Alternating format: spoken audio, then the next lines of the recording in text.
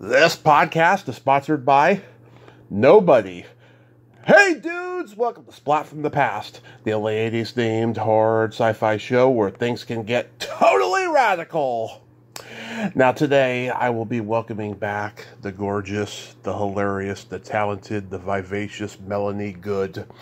Last time I had her on, she asked me questions about my dating life and my sex life, and it was fabulous. And then we went down a deep rabbit hole of, personal problems that are going on throughout the world and stuff, and it was a wonderful podcast. Now today I'm going to have her back on. We're going to nerd out on the entertainment of our youth, film, television, and music. And when I asked her she wanted to do it, she was so enthusiastic. She was like, yes, I love it. I am so glad because she's a decade older than I am. And I love talking to people who are at least a decade older than me when I do these nerd outs, even though I do love talking to the older people about it. The older people kind of miss the point, I mean, there's some exceptions that apply, but more often than none. But we're going to have a great talk today. I'm going to follow up with her about what I've been doing since I moved to Modesto, because she was my last guest in Reading, my very last guest in Reading when we talked last May 25th. And I can't believe it's coming up on a year already. It's fucking insane. I mean, God, time flies, Time flies, you get older, and then eventually you wind up in Depends diapers. Oh, God, that's such a depressing thought. I don't even want to think about that. That is so pitiful, beyond pitiful. So, here is my new interview with Melanie Good. Hey, Melanie, welcome back. How are you today, love? Hey, I'm good. How are you? I am fantastic. Last time we talked, I was just about to move to Modesto, so I've been here 12 months now, and I'm still in my old habits of not going out much like I did in Reading, but this summer I'm going to try to make it change, though. But other than that, I'm a happy guy. Nice. Good. That's awesome. I'm glad you made the move. Yeah, Change is hard. Yeah, it's been fantastic. At least I'm closer to the Bay Area now where I can go visit people if I want to. Right. Yeah, Reading's pretty isolated. It is very, very isolated. So, going back in time, do you remember the first movie that impacted you as a child? That impacted me, like, in any way, or that made, like, that I remember that I was like, holy crap. It would be Invasion of the Body Snatchers. Which one? I think it was it might have been the second one, right? Yeah, the one with Jeff Goldblum and Donald Sutherland. Probably. Yeah, that sounds right. Yeah. Because the 1956 one's a masterpiece with Kevin McCarthy, Don Siegel directed, Sam Peckinpah was like a crew member. It's a great movie. Oh man, nope, that is not the one. Yeah. I saw it in the theaters. What about you? What was the first impactful? Back to the Future. Oh, okay. I was remembered it, or? Yeah, I was 3.5, and like, oh wow, I can remember stuff starting from when I was a year old. I mean, I'm not Mary Lou Henner, but I have a pretty good photographic memory, and wow. I just remember, being impacted by just how multi-genre it was and how well written it was. And, just like a lot of people who love that movie, I have that fantasy of going back in time and seeing my parents in high school and finding out why they're so fucked up and I'm so fucked up, Right. Yeah. Interesting. All right. It's still my favorite movie of all time. Is it really? It is. Wow, okay. All right. Yeah. Now, what would be your favorite horror picture? Well, let's see. I always have to go by genres, I mean, my favorite slasher is the original Friday the 13th. It was the first one that I was truly impacted by. And Adrienne King, I had a crush on her, and I've had her on the show twice, and I've met her in person. Oh, wow. Yeah, she's wonderful and stuff. For zombies, I love, Dawn of the Dead, 1978. werewolves, The Howling, vampires. I love so many. The Lost Boys, Fright Night, stuff like that. For body horror, I love all the Cronenberg stuff and Reanimator and From Beyond, stuff like that. Man, you've got to have my first husband, Mark Pitta, on, because oh God, you guys would just go. He just knows all these old movies, and to me, I'm like, I don't know what's that? Is that Real Housewives? No. Yeah, I mean, The Shining was the first horror movie I ever saw, and that's a good one. It fucked me up, I'll tell you. I was a year old. It was on HBO like every day, and like we had it on tape. I still have the tape, and we taped it over for Back to the Future years later. And I remember seeing it again when I was 7, all chopped up, and then I fell in love with it again, and then I saw it uncut again, and I never really was scared of it again after that. Right. Because you saw it enough times. Yeah. Yeah. I get it. You remember when HBO first took off? Yeah, but I didn't have it until like years later. Really? Yeah, I know. My parents were school teachers. Oh yeah, that explains everything. Yeah, we couldn't afford bougie things like HBO. We didn't have cable or MTV, nothing. We had nothing. Yeah, well, my brother was born in 73. I was born in 83, so I got a lot of stuff because of him. He recorded everything off HBO. He had teen sex comedy movies like Porky's, Revenge of the Nerds, Zapped, Hamburger the Motion Picture, Up the Creek, Animal House. Oh, man. Okay, so you got lucky. That's unfair. I didn't get any of that. Yeah. I'd have to go to friends' houses just to watch, like, MTV, Oh yeah, well, people were still doing that when he was growing up as well, because we didn't have Cinemax until 1990, and I remember he came home with a tape that he borrowed, and he taped a movie off Cinemax, and I was like, how come we don't have that channel? Yes. That's funny. Yeah, he loved sword and sorcery epics like Kroll, The Neverending Story, Labyrinth, stuff like that. Oh, I never saw Labyrinth. I tried to watch it, but I felt like I needed some sort of drug to watch it. Like that's the one with, if I'm not mistaken, it's David Bowie, right? Mm-hmm. Okay, David Bowie. I really wanted to watch it because I love the girl in it. Jennifer Connelly. Yeah, but man, it's like, oof. I feel like if I was on edibles or something, this would be fantastic. But right now, not getting it. There's some real psychedelic stuff in that movie. Like there's like a Mardi Gras ball sequence that actually used to creep me out when I was a kid. That is a very psychedelic scene. Mardi Gras. Man, I only made like 20 minutes in, but okay, you know what? I will dedicate myself to watching it again at some point. I swear, I will. It's great. It's great. I think it's Jim Henson's best movie he ever directed. So funny, that's the Jim Henson movie, isn't it? Yeah, well, it's funny. Once he got his foot in the door with the Muppets and stuff, he wanted to go dark. And so he made The Dark Crystal, he made Labyrinth, and he had other projects that he never got made because of his death. Oh, yeah. You remember when James Bond movies were on ABC like once a month for like 25 years? Yes, it was so annoying. I love the Bond movies. You like Bond movies? See, I was not a Bond fan, which is ironic because I did a Bond poster thing years later. But just not a big Bond fan. I guess maybe of the more recent ones I have been, but not the older ones at all. I didn't like the newer ones. Oh, that's so funny. Maybe it's a girl thing. Yeah, well, the thing is, the newer ones, they're just not fun. They're not humor-filled like they used to be. People blame Mike Myers for that, for the Austin Powers movies. But I don't know what it is. But I don't know. I went to go see that one that came out a couple of years ago, and I literally fell asleep in the theater. Oh, no. I don't know that I saw that one. Would it be Casino Royale, that one? No. I can't remember. Daniel Craig is the star. I know that. Yeah.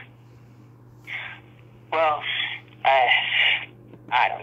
Lord knows that's the guy-girl thing, man.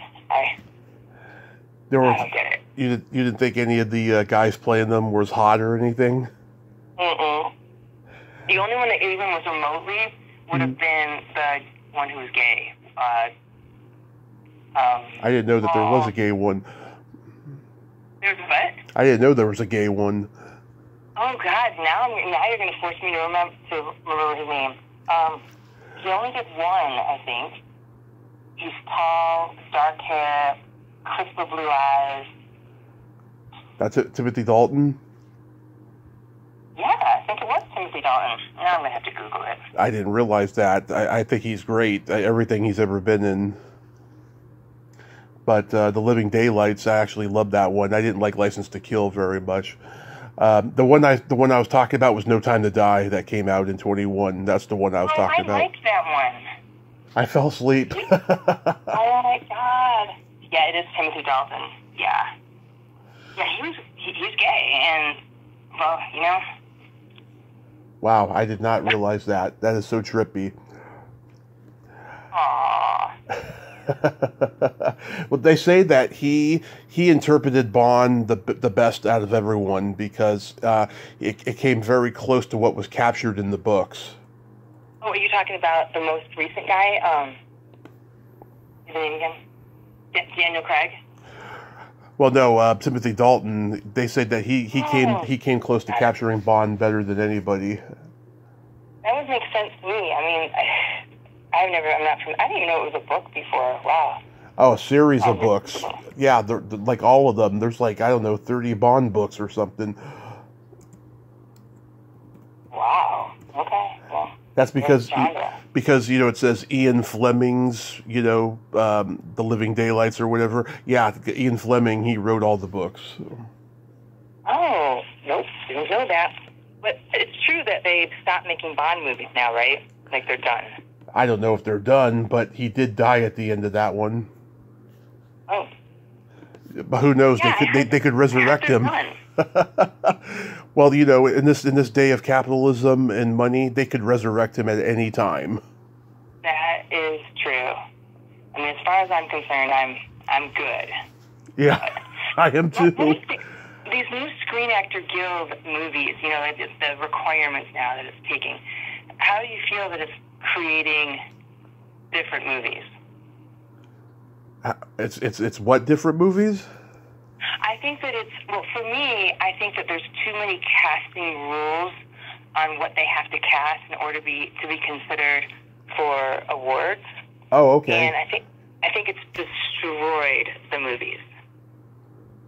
Yeah, I mean, we don't see art house movies anymore. It seems like art house has become to limited series on Netflix and Hulu now. Mm-hmm. So well, because you can't make the movies because they want it, especially those kind of movies. You can't make them unless you follow this pages and pages of lists of what you have to cast and what you have to have in the movie, which doesn't make any sense. Like, what if you have an entirely Asian cast?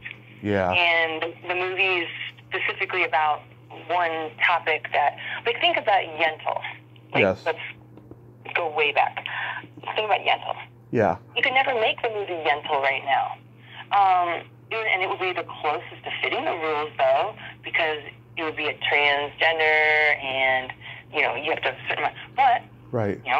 There's no black people, there's no Asian, there's no, the rules are insane. Like, you start reading, you're like, I don't understand, you can't do this. Like, how can you even make a movie anymore that would be considered for awards? I think it's temporary. I think this is just, everyone's trying to put out positive energy so Trump won't get elected again.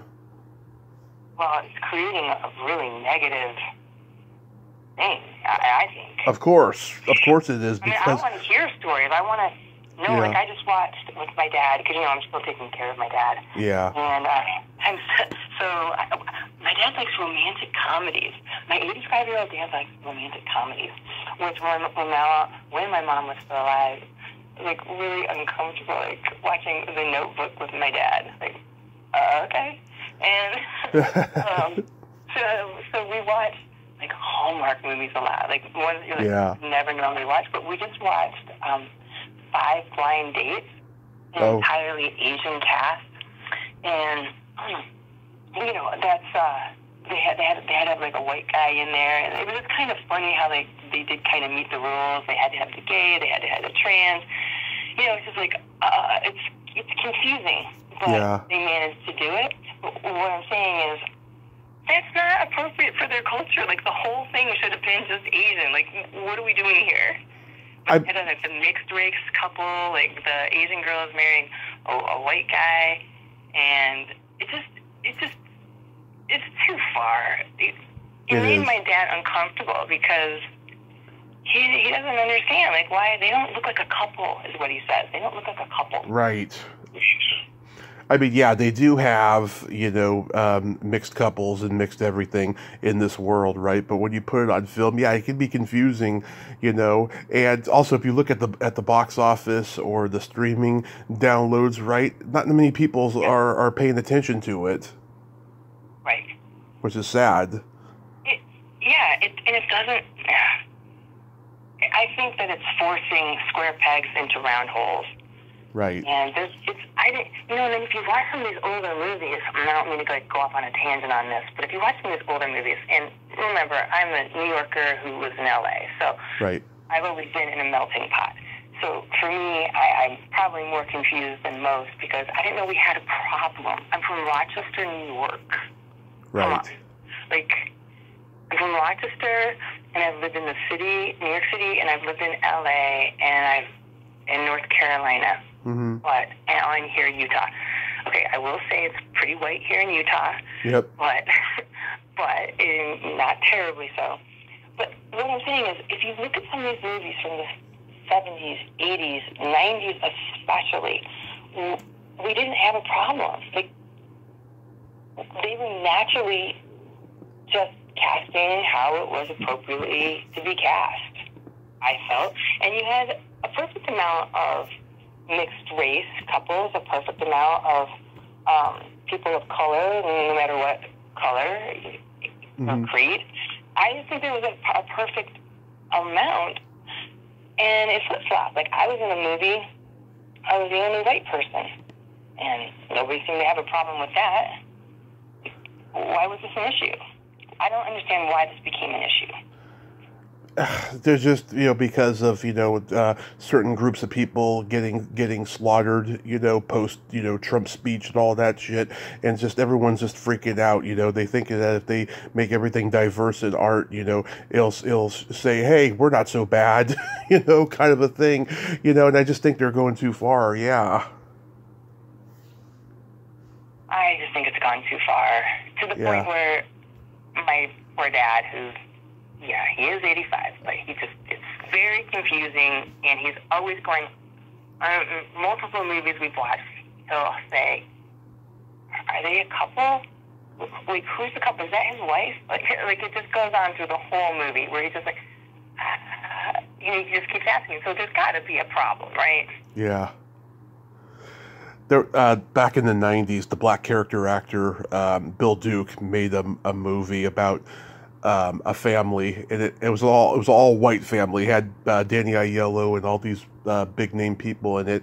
And when he was doing a press junket for it, some reporter said something to him like, "What made you want to do, you know, your own color purple?" And he took a high offense to that because, you know, it's because, you know, Spielberg made an all black cast movie, and now here's Bill Duke making an all white cast movie and shit. And he's like, he's just, race is not an issue with me in this movie, you know. I wanted to get the best people. I didn't care what color they were, you know, and we just made a good movie because it's relatable, you know. Yep. And that's 100% what it should be. It should be you get the best people for the parts. Period. Right.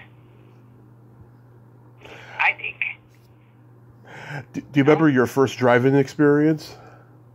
Mm-hmm. Wait a minute. Okay, there's two that just hit me really fast. First, I think Grease, but I want to say there was a movie before that. There was something before that, but it had so much sex in it, and I was really young, and I kept wondering, what is going on? What are those people doing? I wish I could remember that, but I guess officially what my mind goes to is Grease. What about you? My parents, when I was 2, they took me to see Weird Science and Rambo 2. Oh, awesome. And did you love Weird Science? Oh, yeah. Still love it to this day. It was a huge staple in our house. We had it on tape. I remember my mom threw the tape on the roof of our house because Porky's Revenge was on it. Oh, my God. That's hilarious. Okay, that brings me to early on. I was back in the day when you could come home from school, you could turn on TV, it was like the middle of the day. Yeah. Porky's was on. And you remember those days when, we were just allowed to do whatever? And anyway, so I have Porky's on, right? And my dad walks in. Yeah. It's like one of those really racy scenes. And he's like, what the hell are you watching? Like, I have no idea. And he just pulls up a chair and sits down and starts watching it with me. Like, okay, this is not uncomfortable at all. What, did he like it? Yeah, he liked it. He liked it. I think he probably couldn't watch that stuff around my mom, so. I couldn't watch any of that stuff until I got to my early teens and stuff. I mean, my parents are very open-minded, and sex was a frequent topic around the house. But it was I couldn't watch those movies in front of them, and I couldn't swear in front of them and stuff. Oh shit! My dad and I used to have swearing contests. Yeah. Oh, we do that now, but back then, no. I couldn't swear. I would have a bar of soap in my mouth, but like... No kidding. They would, well, in the early years, and then they stopped that once the whole, child abuse thing started coming up on the news. But, like, I remember, like, they'd have friends over for dinner, and, like, they would go into the living room and, like, drink beers and just engage in locker room talk, and, like, I picked up on that, because that's what I do now. Right. Yeah, life is more fun that way. Absolutely. So, people that are overly my mom, so, I was raised by a Mormon, hardcore Mormon, and at the time an atheist. Mm-hmm. My dad's now a Mormon as well, so I'm the weird one out. But, okay, so my mom, whenever she'd hear the word fuck, she'd just be like, can't people think of anything else to say? And it was like Mom, shh. Like, and I remember watching, or trying to watch, unmistakably so, Pulp Fiction with my mom. Yeah. Dad.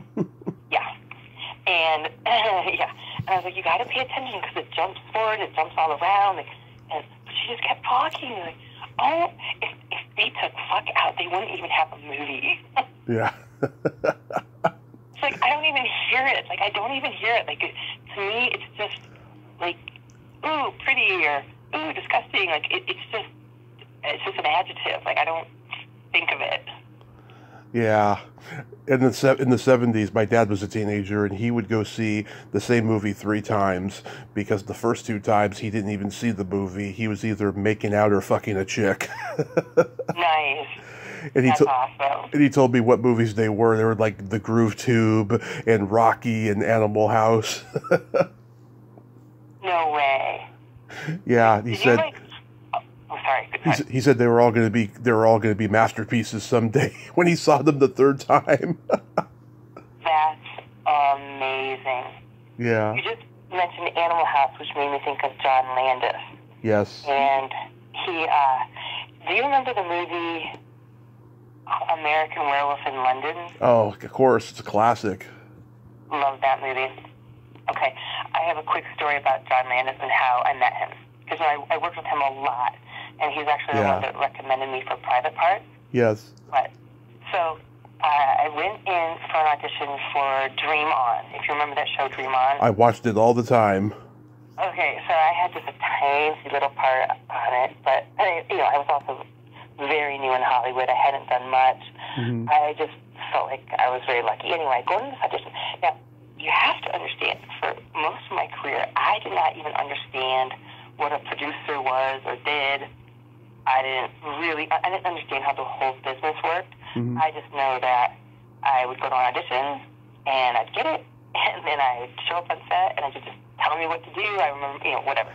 So I'm in this audition for the smaller part, and I just thought I was meeting with the casting director. So I'm in there, I sit down, I do my line, and before I go to leave, he has this big American Werewolf picture, and I go, I just want to tell you, I love that movie. How did you get this poster, is what I said. And he said, oh, I don't know, they just gave it to me. I said, they just gave it to you? It's amazing. Well, awesome. And I just get up to walk out, and he stops me and he goes, how long have you been in L.A.? And I told him, it was like maybe a year, maybe 2 years, I don't know, whatever I said. And he starts asking a few more questions, and then he got up and he sits on his desk, and he starts asking me about American Werewolf, and I'm like, you don't understand, I love that movie. It's got the Dr. Pepper guy in it. I love that Dr. Pepper guy. David Naughton, I met him once at a con, and oh my God, it was so funny. So I'm in line, right, and there's a guy ahead of me who's a hardcore horror fan, wearing all black, and he's got frickin' this huge bag, and he kept pulling out items for him to sign. And I remember Naughton looked at me and he's like, get me out of here, kind of a thing. So then after they were done and stuff, it's my turn, and I told him I love this movie he did called Wild Cactus, this really steamy late night erotica film that Jack Mundra directed in 1993 that he was the star of. And in that movie, what's her name, who was in Playboy? India Allen is his wife. There's a scene where they're like, having sex, and he's like, pouring maple syrup on her and licking it off her and stuff, right? He told me, like, when filming wasn't happening right, she was like fucking every guy on that set except him, because he was like a big brother to her. Oh my gosh. Yeah. That's terrible. Can't believe he told me that too, right in the middle of a con like that. Oh my gosh, that's terrible. He actually showed up my first husband Mark and I used to have huge Halloween parties, and he showed up at one of my Halloween parties, and he signed like a thing for me. Well, at the time, I was just like, hey, I'm a super huge fan of yours. And, then I was like, that was it. And then later, he sent me a signed thing from his Dr. Pepper days. Yeah. So let me go back to this. So John Landis, he signed me, he goes, who do you think I am?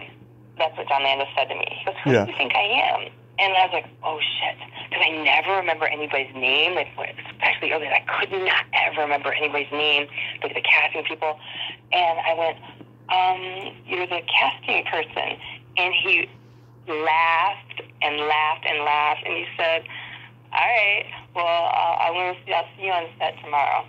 And then he goes, you really have no idea who I am? I'm like, yeah, you're the casting person. He laughed more, and I was like, all right, I'll see you on set tomorrow. And so when I got the job, when I showed up on set, he was there. I was like, oh my God, you're here. He goes, yeah, I'm the director. I go, you're directing this? What were you doing? That's hilarious. I'm like, seriously, I had no idea. And he later went on to cast me and I never had to audition again. He would just cast me and stuff. And he's actually the one that recommended me for private parts. And when Betty Thomas, when she and I were talking, she goes, you know how you got recommended for the audition? I said, I had no idea. She said, well, when it came down to you and two other girls, John Landis said, you should hire Melanie because she's great. She shows up, she knows her lines, she hits her marks, and she goes home. Yeah. Meaning, I guess people hang. I'm like, don't most people do that? And she goes, no, they don't. They don't do that at all. They hang around, they don't hit their marks, and they don't know their lines. Like, oh, okay. Got it. Yeah. Oh, my God. That's crazy. Did you watch a lot of children's programming growing up? I didn't watch any. As an only child and the daughter of two teachers, I was busy all the time. So no, child programming just wasn't, I never watched Sesame Street, none of that. Not even Schoolhouse Rock? Not even Schoolhouse Rock, nope. Wow. I know. Crazy. I'm sure you watched basketball on TV. Yeah. Not as much as you would think, though, when I was young. I really was just a busy kid. Mm-hmm. I didn't get to watch as much stuff as I would have liked to. My favorite movies from back then were pitifully, I apologize, but Pretty in Pink, St. Elmo's Fire. Yes. All my favorites. Oh, awesome. Oh yeah, I'm a huge fan of those movies. I saw the 30th anniversary screening of Pretty in Pink in the Bay Area because they were rerunning old movies when they hit their anniversary, and I went to go see it. Oh my God, people were cracking up when they saw Andrew Dice Clay in the movie. He was great. Andrew Dice Clay is a really good actor. Yeah, he is. I mean, completely underrated, and he's got a big mouth, but he's a really good actor. Like, I'd like to see him in more things. I would too. I mean, he did the Woody Allen movie Blue Jasmine, and he was on Vinyl and Entourage during that time, and then of course he did the Star is Born fourth remake, and he's great. But I think because he's so identified with that character and that persona, it's very hard for him. Right. But you go through his credits, you see him doing amazing things. I mean, just amazing things. He did 2 episodes of Different Strokes early in his career, where he was Willis's bully, who eventually became his fake friend, and he had a crush on Kimberly, and like he's coming to the house and stuff, it just being Dice pretty much. But then he decides he's going to change in order to win her heart, so he starts wearing a suit and tie, and he starts acting like a gentleman, and you see him transform from being this cocky Brooklyn guy to this gentleman. It's just it shows what a great actor he is, because he shows vulnerability when he's the gentleman. Interesting. Yeah, it's on YouTube. I would like to see that. Yeah, it's on YouTube, and he ends up with Jamie Gertz at the end. That was like one of her earliest like roles. She was probably really a teenager at that time. And Jamie Gertz is another name I would have loved to see more of her. Yeah. Did you see her TV series that she had? It was hilarious. Yeah, with Mark Addy from the Full Monty. Yeah, that's great. I loved that show. I'm just so sad when it was getting canceled and they just kind of like were not even trying anymore, because it was like, oh yeah, we're off the air or whatever. Yeah. God, that was such a good show. Why can't I remember the title of it? It was called Yes, Dear. Wait, say it again? Yes, Dear. Yes, Dear. Was that it? Was that the name of it? Another one? Well, there was one called Yes, Dear. That's not what I'm talking about, I don't think. It was a comedy where they played aliens. That's Third Rock from the Sun, but that's another show. No. Oh, Still Standing is what I'm thinking of. Yeah, Mark Addy and Jamie Gertz. That's the name of the sitcom. It was on from 2002 to 2006 on CBS. Nope, there was another one then. So I guess she did more work than I knew. I'd have to figure out. Yeah, I see what you're talking about. Still Standing, yeah. No, there was one where she played an alien, and she was married to an alien. It was a sitcom? Yeah, it was a sitcom. See, this is why it got canceled, because nobody saw it. I think it just had a bad placement. It was so freaking funny. The Neighbors? I can't think of The Neighbors. I found it, yeah. Wow. Neighbors was hilarious. Oh, this was during my drinking days, so that's why I didn't know that show. Oh, man, it was so worth the watch. It was kind of like a Third Rock from the Sun type of a show. It was way funnier. I liked Third Rock a lot, but this one was hilarious. I laughed more at this than Third Rock. Did you watch any sitcoms on TV when you were a kid, like Laverne and Shirley? Love Laverne and Shirley. Loved Happy Days. Could not tear myself away from Three's Company. Yes, in fact, that made me want to be in TV. The things they got away with on that show is so astounding. I love it. Such a great show. It's so sad that John Ritter wasn't with us longer, because he just died suddenly in this trailer. God. Crazy. Yeah. And Suzanne Summers gone now too. Man, we're getting old. Well, she's from my hometown, so she grew up in San Bruno and went to Cappuccino High School.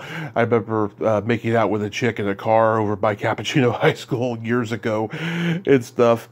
But Yeah, I mean, All in the Family, Good Times, Sanford and Son, Different Strokes, Facts of Life, Give Me a Break. All in the Family, okay, that has got to be the most classic show of all time. You could never do it nowadays because of our new PC world that has destroyed us.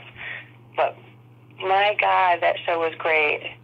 Yeah, oh my God, the one with Sammy Davis Jr. is the best. Hilarious. Yes. The only time he offends him by not bringing up race is, Mr. Davis, would you like cream and sugar in your eye? That's the only time he offends him by not being racist. He just brings up his glass eye. Oh my gosh, that's hilarious. You know who wrote that episode? Who? Bill Dana, who was best known as Jose Jimenez. I don't know who that is. That was a character he played on the Steve Allen Show in the 50s. He used to do this thing where Bill Dana was this Mexican immigrant named Jose Jimenez. Don Knotts was this nervous guy, Arnold Stopper. And Tom Poston was another character. I can't remember what his name was. And sometimes Louis Nye would be in the mix playing a character.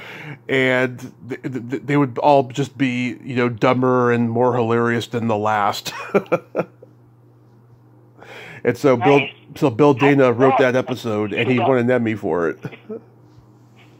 Really? Yeah. Okay. He won an Emmy for that Sammy episode.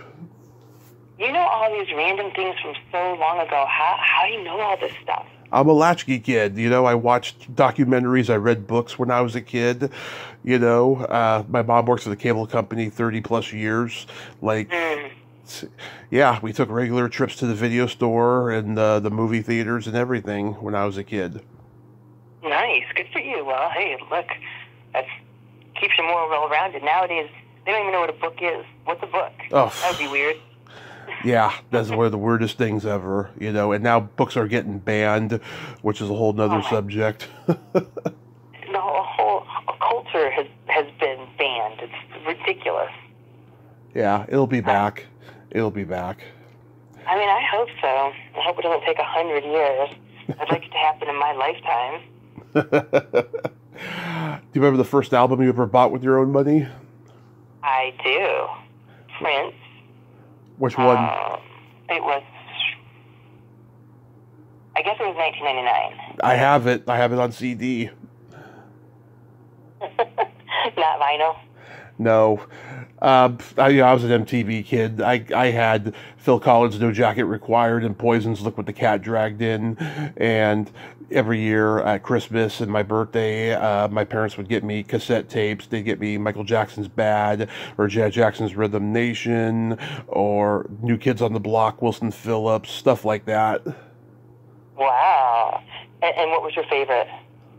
All of them. I love music. I love different genres of music. I love just anything, you know. So I was raised, as I told you, Mormon. Yeah. And for some reason, the sect of the Mormon that I was in Rochester, New York, well, they were overboard. They took it too far, and we weren't allowed to listen to music. Yeah. And so for me, I can tell you the very first song that I ever actually heard, and it was over at my friend Dexter Tanksley and his brother Byron's, and they played Prince, Soft and Wet.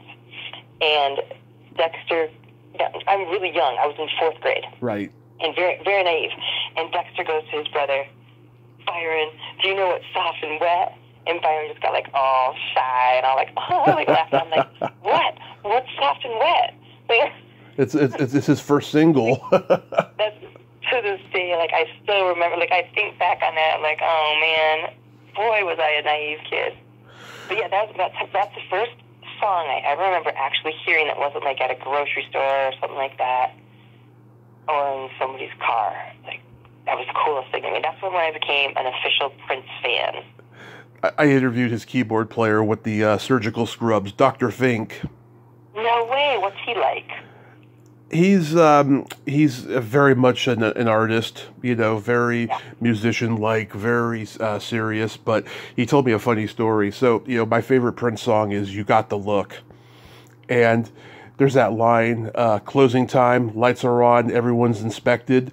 He said that came from an in-joke. So him and Prince used to go to clubs in their early years, and like every time it was closing time and the lights came on, all the ugly girls were left there. All the good-looking girls left already. And so when he said everyone's inspected, yeah, that's an in-joke between the two of them. Oh, that's funny. Now that I know that, that makes sense now. Yeah. Did your parents have like a big box of vinyl records? No, no music at all, except for my mom had some belly. My mom was a belly dancer, and so we had nothing. No music at all. Sean Cassidy. My mom bought me, or somebody gave me a Sean Cassidy album, which I think I completely wore out. Wow. And you got to cut me a break. I was a young kid and I wasn't allowed to listen to music, but Sean Cassidy was somehow okay. Crazy. And I apologize. Yeah, we had a big old box of vinyl records. We had everything from the Beatles to the Stones to Johnny Cash live at Folsom Prison, Captain Beefheart's Trout Mask replica, lots of stuff. Foreigner, Fleetwood Mac, Rod Stewart. Yeah. You're so lucky. See, I'd have to be at friends' houses to even hear. Like I love Foreigner. So for me, I got to discover things as an adult. Like wow, it's pretty, like Foreigner and anything from the '70s, really. Mm-hmm. So it's kind of sad, but I did because I had to find things on the down low. I would find pirate radio. Oh yeah. So yeah, okay. So I would find a pirate radio station because my dad finally, I think when I was in. I think it was in 7th grade, bought my mom a radio, like a little radio alarm. Clock radio alarms came out. Oh, my God, I am dating myself big time here. It's okay. But we went to Radio Shack and he bought her one. And I thought he was buying it for me because clearly I'm the one that likes music. Well, anyway, when she would leave for school, I would change the station and I would find a pirate station. So I wound up finding bands that nobody had ever heard of, like U2 back in the time. This was back when nobody had heard of U2, The Cure, Depeche Mode. There was a band I loved called Vitamin Z. Like a whole bunch of these underground bands, Psychedelic Furs. Yeah, you could love only them. get on pirate radio. This is long before it became new wave. And yeah, I love the Psychedelic Furs. They are friggin' awesome. That album, Forever Now. Oh my God, it's a masterpiece of early '80s. Isn't it? Yeah. Okay, can I tell you another quick story? Mm-hmm. I'm sorry, you talk long enough, I will have a story. So in Rochester, a huge Psychedelic Furs fans, and there was a amusement park. And they were playing at the amusement park. So my friend Jenny Sales and I were going to the concert, and I was so excited, right? Yeah. So we're at the big roller coaster. And I'm real cool. I was 17, and I'm like, Jenny, that's Psychedelic Furs right there. That's Richard Butler right there. So it's like, how you go to those slots and you're about to get on the ride, on the roller coaster? Well, they're right ahead, next to us. So they were with people handlers, and they were brought right to the front of the line, and they're right there. Right. I'm like, I gotta say something. Oh my God, I gotta say something. So I'm like, real cool. My 17-year-old self goes, hey, I can't wait to see you guys tonight. I'm really looking forward to it. And and the next thing I know, all eyes are on me. And I mean, I was 6 foot, blonde, leggy. I'm in shorts. I looked 25, but I was 17. Once again, extremely naive. Mm-hmm. Still hadn't made out with a boy at that point. So, that naive. Yeah. And anyway, so Richard Butler, and then they're all talking to me, and then they wait for me at the end of the ride. And, they're waiting for me. I get off. I'm walking, and I go to wave, like I'm just going to keep walking, and they stop me, and they're like, hey, so what are you doing after the show? And I'm like, I don't know. If I was going to go home, we've got school pretty early in the morning. Yeah. This is how naive I was, right? This is total over my head. So I just realized, oh my God, Jenny, can you believe it? Like, they're talking. I was like, that's so cool. She's like, yeah, whatever, but it's not like it's Bono. Yeah. I'm like, okay, all right. So we're at the show, right, and it's daylight still, and they finally come on. The sun starts to go down. Anyway, before they go on, this guy comes up to me, and he goes, hey, Richard Butler would like to know if you would like to come backstage after the show. And I said, sure, that sounds fun. Me and Jenny, right? He goes, no, just you. I go, oh, no, I'm with Jenny. No. He leaves.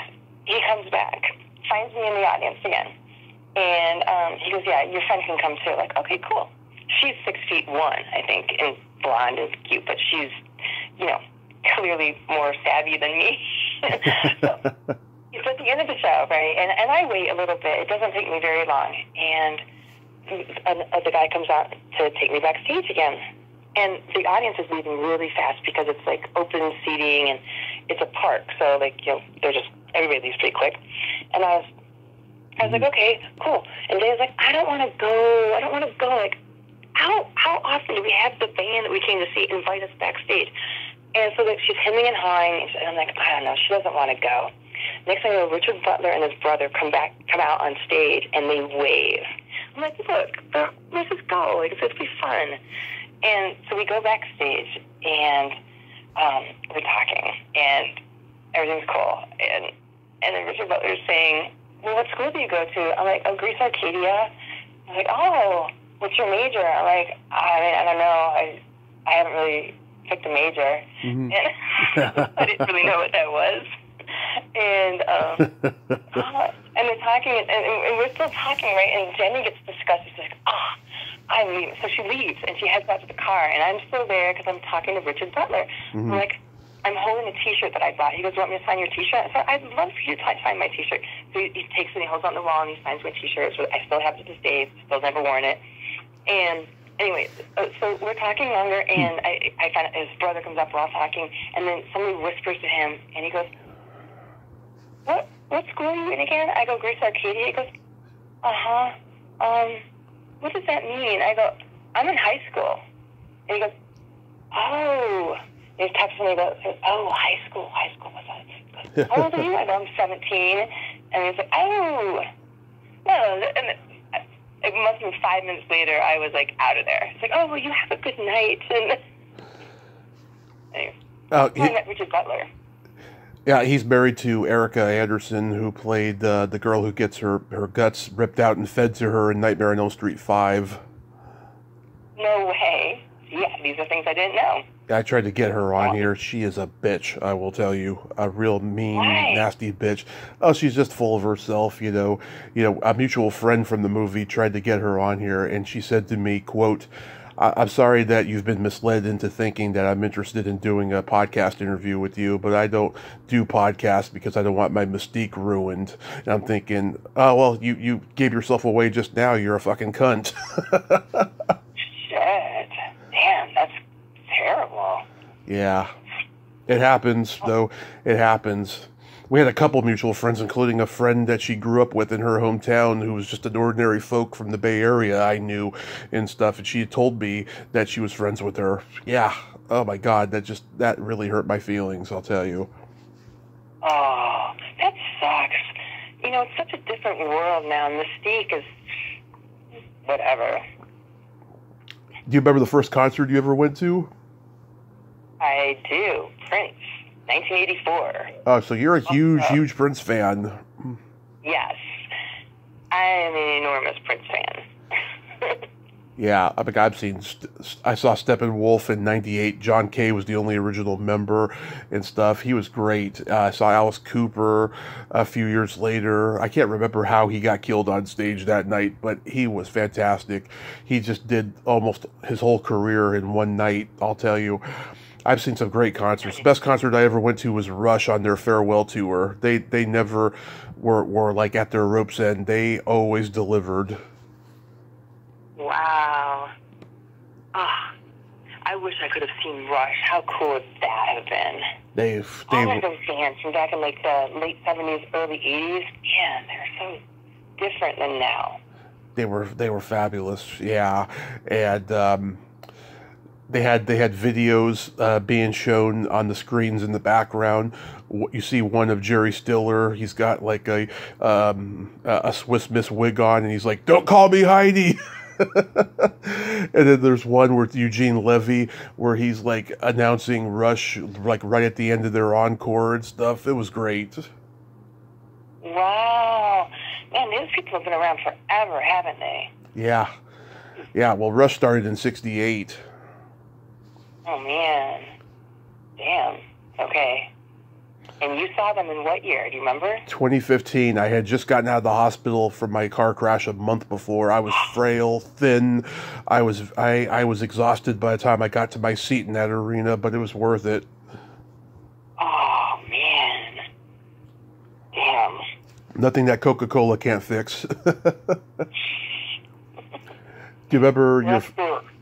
What? That's cool that you got to see these old bands, that these bands are now considered, classic. I saw Van Halen with David Lee Roth. I saw Kool and the Gang open for them, which was bizarre. That's a weird combo. Yeah, I'm going to say yeah on that. Scorpions, Def Leppard, Joe Walsh, Bad Company, The Who. I've seen a lot of great bands live. Oh, you're killing me. You're so lucky. I toured with Jane's Addiction. Oh, yeah? What was that like? I was on the first Lollapalooza, so I was the replacement dancer. Me and this other girl were the replacement dancers when they fired the first two girls that they had. Yeah. They said that. Yeah, so I was replacement dancers with James, who was the headlining band. And it was really cool because, first, I really wasn't familiar with Jane's Addiction when I got on the tour. Yeah. And lots of memorable things, like right down to, I used to teach dance in Utah to a boys' dance club called the Muffets. And as a joke to me one day, as their teacher, who I was only like 4 years older than them, but, high school and college. Yeah. Big difference. And so I came in one day, and they were playing Ice-T, Let's Get Butt Naked and Fuck. And so I was like, that's a really good song. I was like, I'll choreograph it if you want to. I don't know who's going to let us play it. But then they're like, oh, we can't do that. Our moms will kill us. I was like, all right. So anyway, so I became familiar with Ice-T because of the dance team. But so now here I am. I'm the new girl on Lollapalooza. There's like 7 to 8 bands at any one time. And Ice-T has this whole syndicate there, right? It's like a whole gaggle of people. Yeah. And they all want to see the new girls, right? And I'm walking down the corridor. I'm exhausted because I'm trying to learn the routines really quick to go on.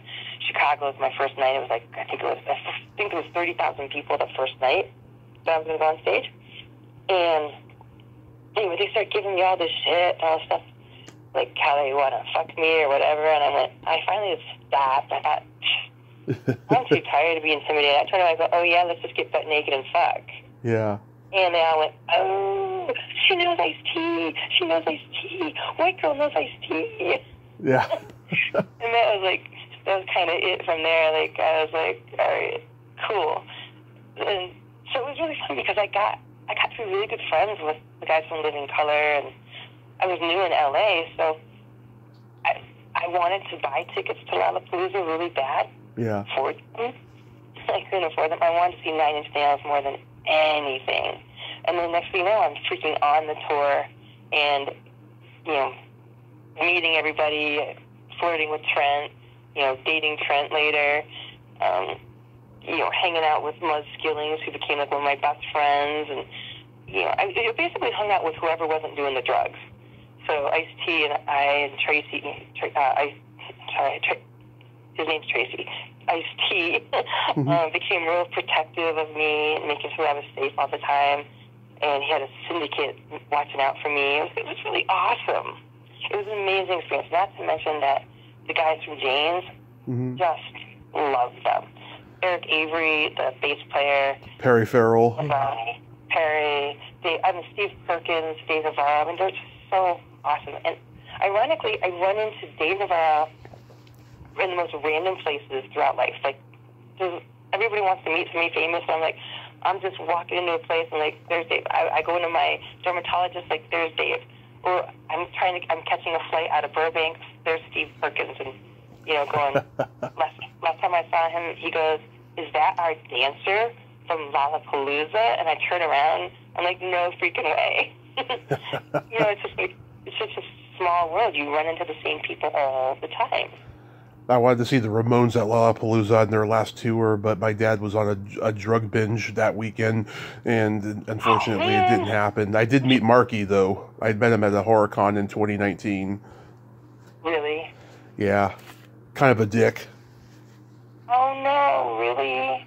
It didn't hurt my feelings. It's just I had a preconceived notion of what the Ramones were like because I had heard stories about them being just very standoffish. Oh, no. Yeah. That's so sad because, okay, so when I was in Rochester and I was a huge Prince fan, I would go to this place called, I want to say it was called House Guitars, and they would put aside all their limited edition Prince stuff for me, and I was friends with a guy from the Chesterfield Kings.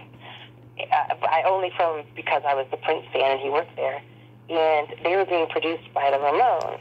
So I don't really know who was who with the Ramones. I just knew that they were tall, and I knew them from this guy. And anyway, and I was the girl that was the big Prince fan. So I had met them, right? And then I'm on Lollapalooza, right? And I'm in New York City. We're doing our shows, and they threw a big party for us. And I'm talking to like some of my Lollapalooza friends, right? And we're in the circle, and out of nowhere, I don't remember, I was never good at names, I told you this, I'm really bad at it, but one of the Ramones, tall, thin, long face, comes up to me, he points his finger, he goes like right through all the people I'm talking, he points his finger and he goes, what are you doing here? And I go, what are you doing here? And he goes, I don't know, I'm just at this party they invited me to. I'm like, oh my God, no way, well, I'm with James Addiction. He goes, what? Yeah. What has happened? And then he starts telling everybody, like, I'm the girl from House Guitars who loves Prince.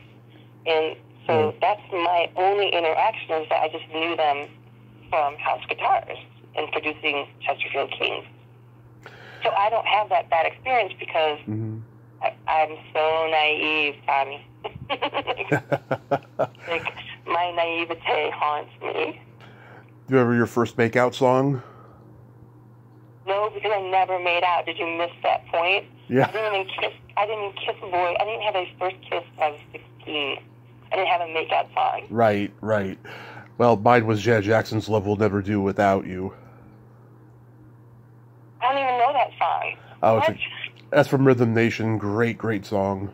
Oh, I might know it then. Okay. All right. Damn, you were lucky that you got to make out with people. How old were you? I was 12. 12? Yes. I wouldn't even know what to do with a boy at 12. Oh, my gosh. It also led to my first heavy petting situation. Oh, you're so lucky. Yeah, I guess I am. I didn't do any of that. You never even found porn in a family member's dresser or something? No. Did you miss the part where I was raised Mormon? I did, but there's got to be some exceptions to the rule. I mean, there definitely is. I mean, your parents sounded like they were open-minded, even though they were just ruled by their religious beliefs. Okay, my mom gave me The Joy of Sex when I was like the book. 14. The book. And it scarred me. You're talking about the book, right? Not the movie. Yeah.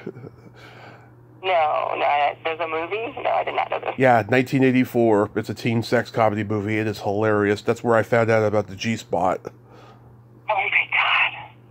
See, I didn't even know that. I didn't even know what penises were. Like, this book was seriously like, what? Because I'm an only child.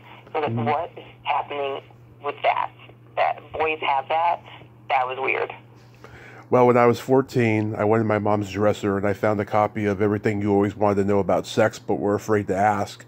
And I was a little fucked up by it because I had already had sex education in school, right? But I'm reading this shit, you know? I mean, this guy, Dr. David Rubin, he had a almost Freudian Victorian era approach to describing how boys begin masturbating and stuff, and there's all these wives' tales and everything, and I'm like, oh my God, this does not hold up. Even in 1969 or whenever, it didn't hold up.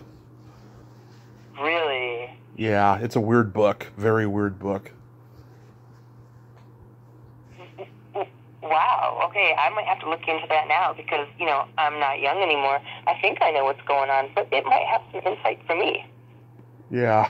It was crazy.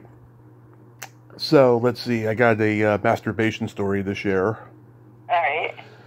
Oh, my God. So, back in 2017, before I moved out of the Bay Area, I got together with my friend's mom. And oh, my God, okay.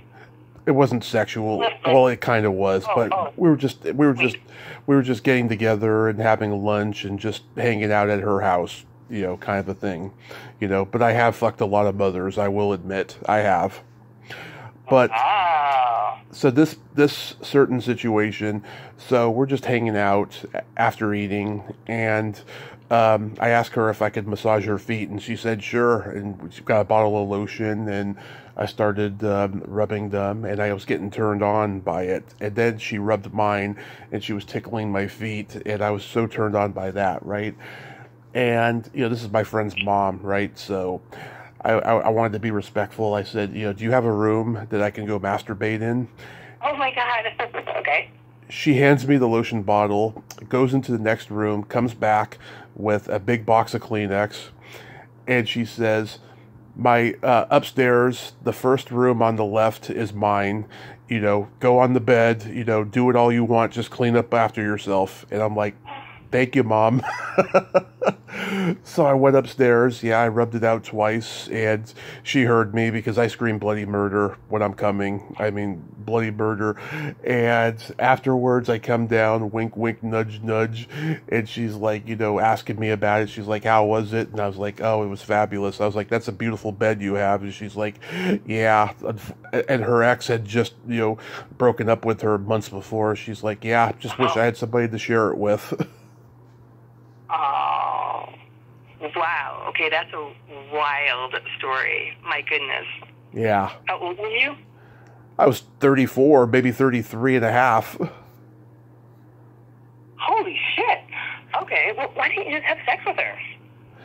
I remember I did initiate it, or it came up and stuff, and because she had just broken up, with the guy and stuff, she was just vulnerable. She didn't want to do it, but, at least, after that, at least we spent the rest of the day just telling each other the most dirtiest jokes and just having a good time laughing and stuff, and that was that.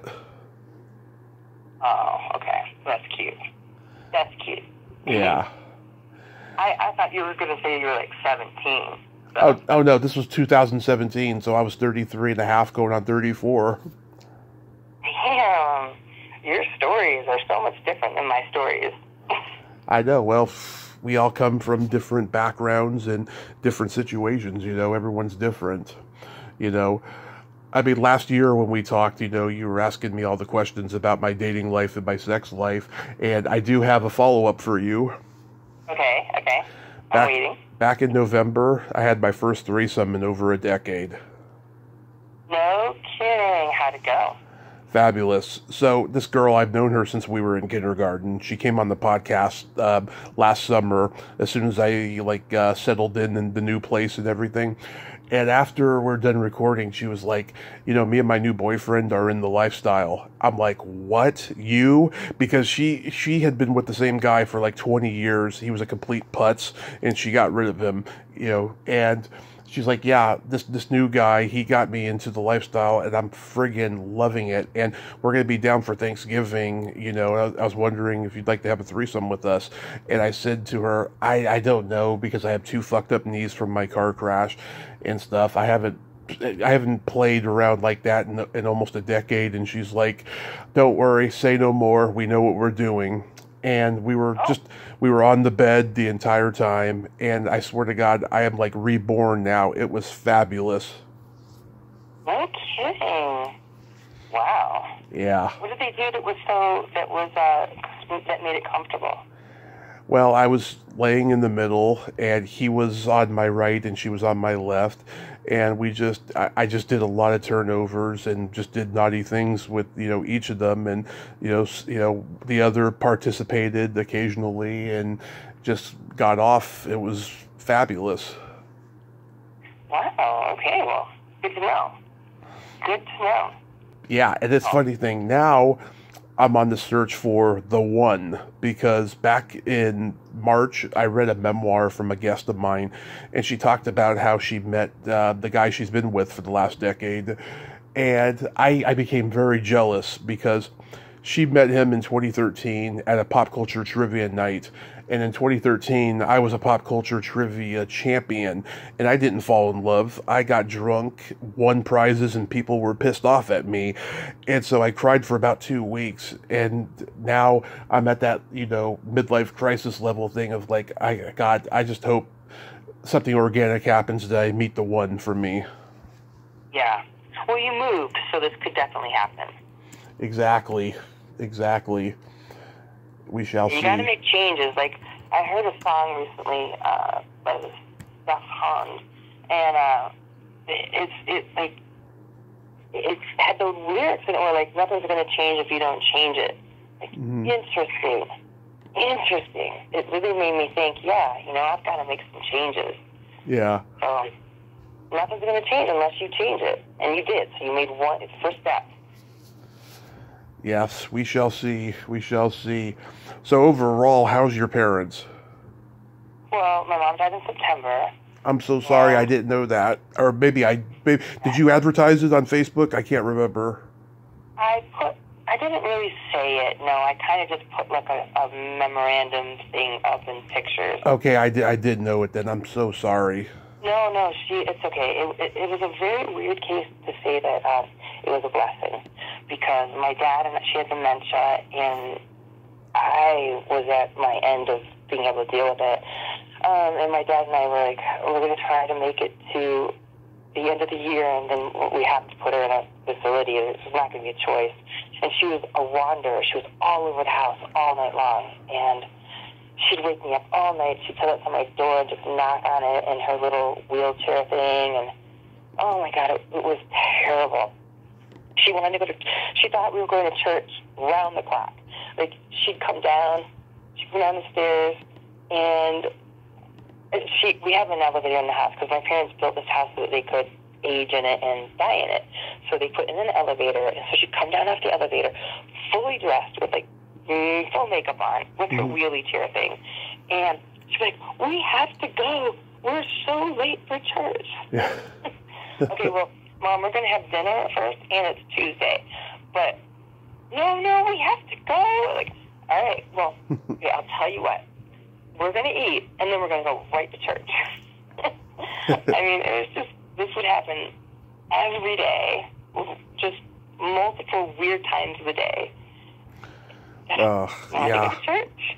So when she passed in September 2nd, it really was just such a blessing because she died at home, and it was painless. Like, there was no massive anything. Like, she just died. Yeah. I'm so lucky to have both my parents, but I dread that day, because I hope it's not going to be in the hospital or anything, Yeah. Look, it's such a blessing. I hope my dad's 85. He's, the doctors are saying he could live another 10 years, so I'm trying to figure out my situation. But as of right now, I've been here mostly. But I'm going to France tomorrow. Yeah, so, why are you going to France? Oh,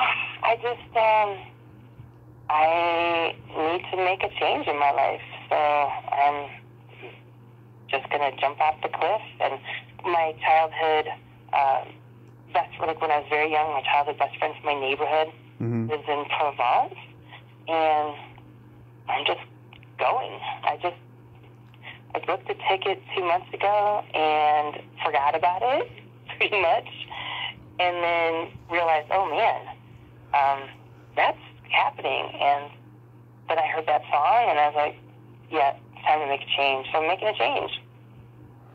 So my dad's going to be on his own for 2 weeks. And let's see where it goes from there, Yeah. Well, that's fabulous that you're going. How long are you going to be there for? 2 weeks. Just 2 weeks. Just 2 weeks, okay. Yeah. But, I've been in Utah primarily for 3 years, and I'm tired. Something's got to give. I can imagine. Yeah, I gotta travel at some point. I'm just been locked in for the last 4 years since COVID. Yeah, you still haven't ventured out. Well, you moved, so that's big. Yeah. But, you know, I want to travel. I want to go to LA and see everybody I've interviewed that wants to see me and stuff. I want to go on their podcasts and stuff, so we shall see. Oh, okay, well, good. As long as you have the goals, just start aiming towards those goals. Got to make the change. If you don't do it, no one's going to do it for you. Exactly. Right? Exactly. Do you have any acting rules or anything, or something that's coming out? No, I was supposed to do a commercial last time I was in LA, but I got sick with some weird flu, so I had to unfortunately pass on that. But no, I really just, you know, I'm friends with the casting directors here in Utah, but I'm still pretty uncastable, you know? They aren't really seeking out the 6-foot skinny blonde white chicks right now. Yeah. Oh, that's hilarious. Yeah, but, you know, you're gorgeous. You always will be, and I think you'll get something in the future. My dad was pretty funny. He was saying, I was like, I really thought at my age, like, you wouldn't get hit on anymore. And he's like, you're going to be hit on when you're 80. Yeah. It's true. It's true. I mean, there still are people who are getting hit on at 80, you know? Yeah, I mean, I can't wrap my head around my age at all because I look in the mirror, but I don't look it. I don't feel it. I feel maybe 35. Mm-hmm. My body's holding up great. Like, I'm just like, yeah, I'm not wrapping my head around this 55 thing. Yeah.